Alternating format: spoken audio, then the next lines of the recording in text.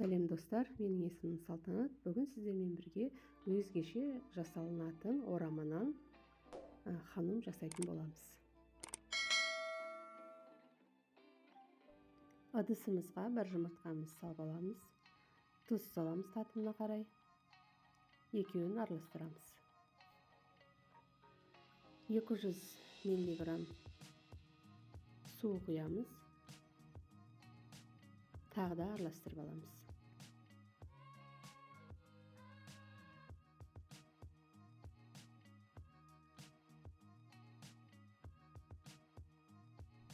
Ал енді ұнымызды салып, примерно 400 миллиграмдай ұнымыз кетеді. Жақсылап тұрып, қамыр илейтін боламыз.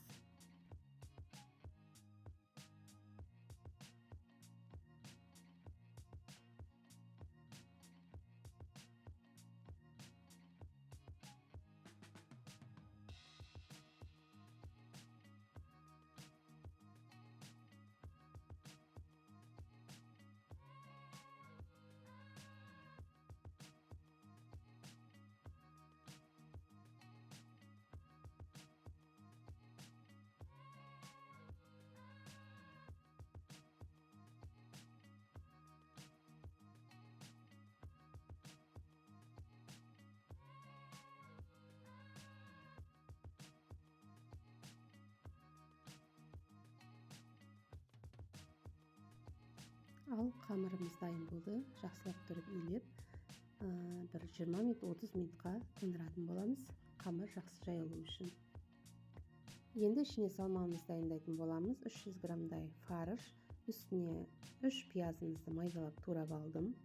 3 картопымызды да қырғыштан теркадан өткізіп алдым. Үстіне 1 қасық паприка, 1 қасық кориандр,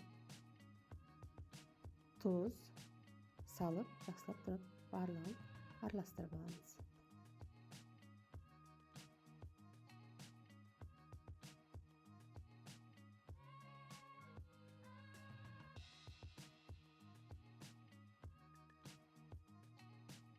Бір қасық қарабұрышымызды қосып, жақсылап тұрып араластырамыз. Міне ішіне салмамыз дайын болды.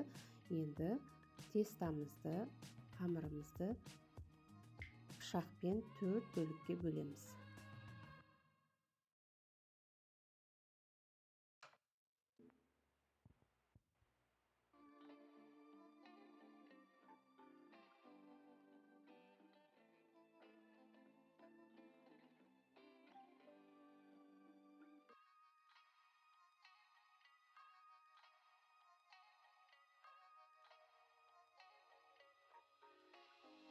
Ал міне тестамызды 4 бөлікке бөліп алдық. Үшеуін пакетімізге салып, біреуін жаятын боламыз.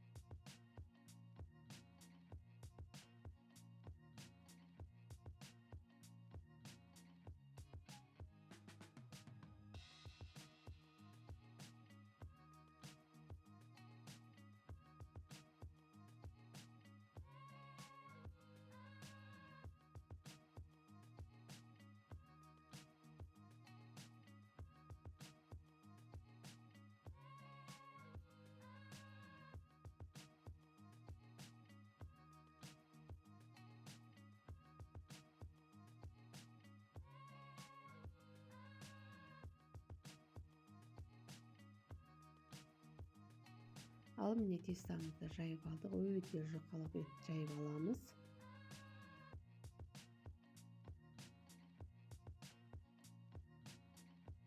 Жайған қамырымызға майымызды жағып аламыз, барлық жеріне тигізіп.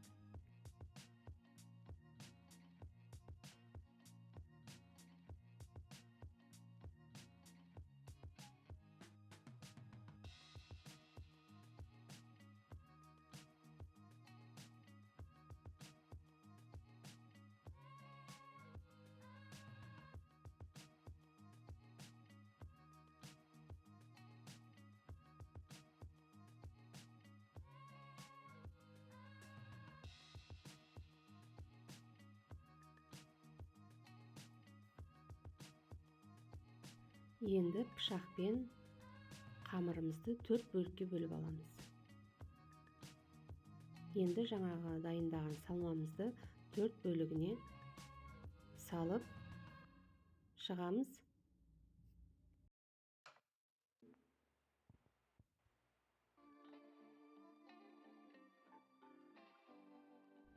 Енді салмаларымызды барлық жеріне тигізіп жайып шығамыз.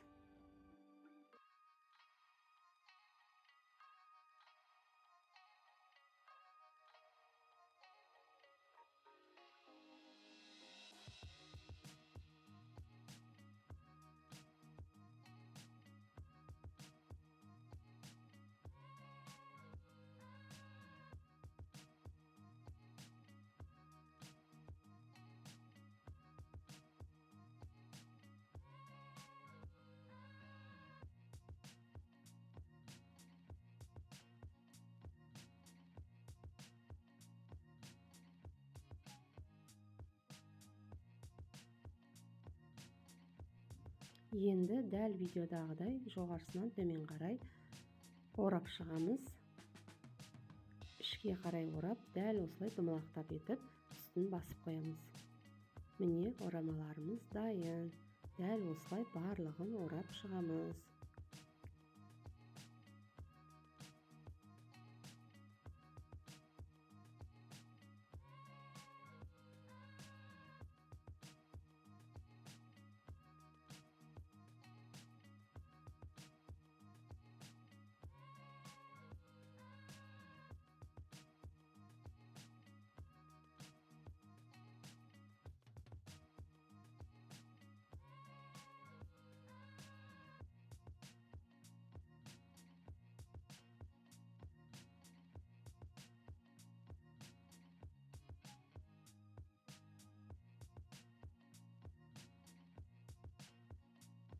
Енді листімізді майлап, орамаларымызды листімізға теріп, 45 минутта газге пісіріп алатын боламыз. Ал міне орама нандарымыз пісіп шықты. Енді үстіне кетчупымызбен әрлейтін боламыз. Үстіне укроп, көк пияз себеміз. Баршаңызға рахмет. Видеоны менімен бірге соңына дейін қарағандарыңыз үшін. Келесіде қандай видеолар көргілеріңіз келеді, комментарий бөліміне жазып қалдырыңыздар. Менің каналыма тіркелмеген болсаңыздар, тіркеліп, колокольчикті басып қойыңыздар. Жаңадан видео шықса, біріншілерден болып көретін боласыздар.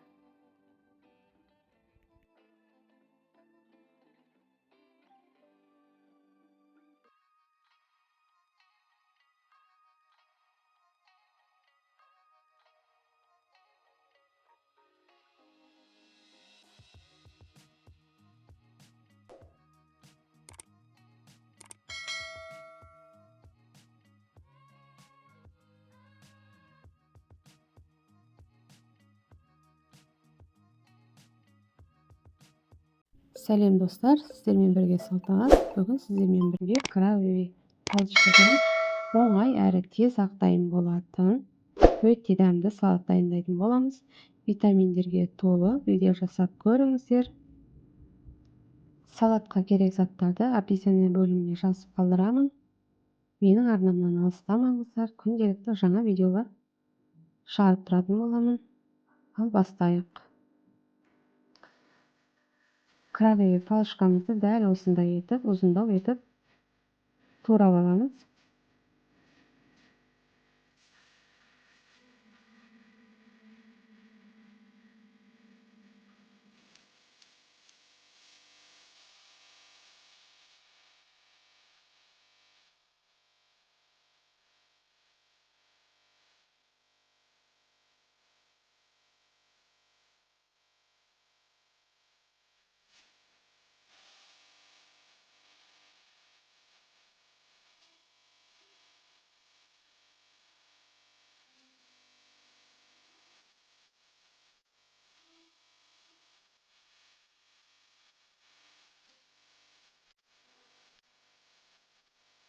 Крабовый палочкамызды ыдысымызға салып аламыз. Бұның үстіне кішкене қара бұрыш, кішкене лимон суын шырын құямыз. Сығып,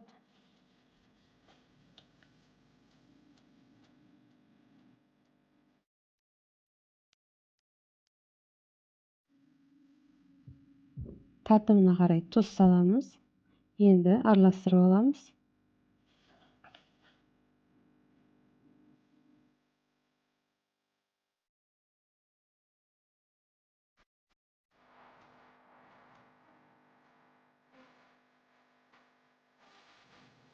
Ыдысымызға енді бір сәбізді үкіштен өткізіп аламыз.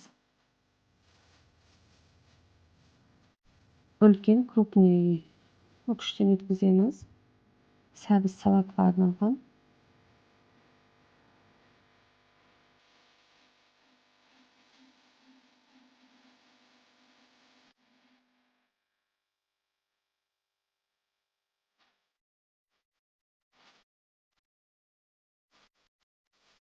Ал енді бір қиярымызды да үкіштен өткізіп алатын боламыз.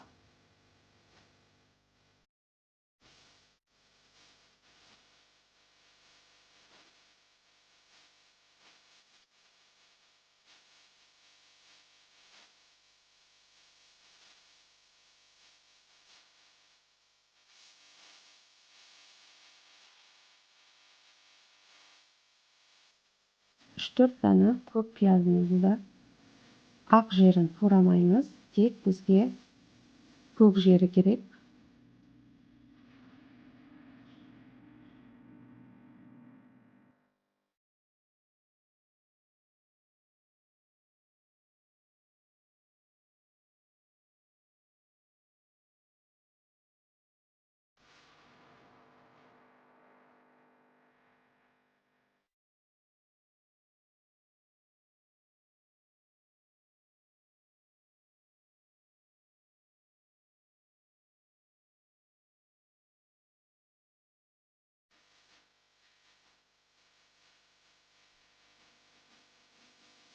Көк пиязымызды салып аламыз.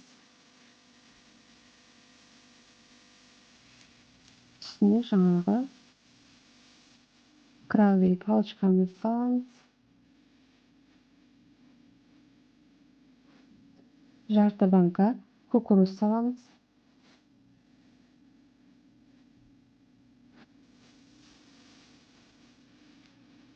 Соевый соус саламыз.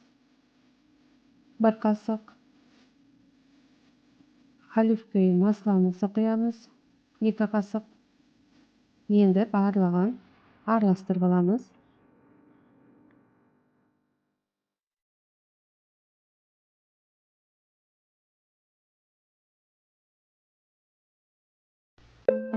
Ал достар, міне біздің салатымызды үйде жасап көріңіздер. Дәрменге бай, оңай, қонақтар келгенде тез ақ дайын болатын салат. 5-ақ минутта үйде жасап көріңіздер.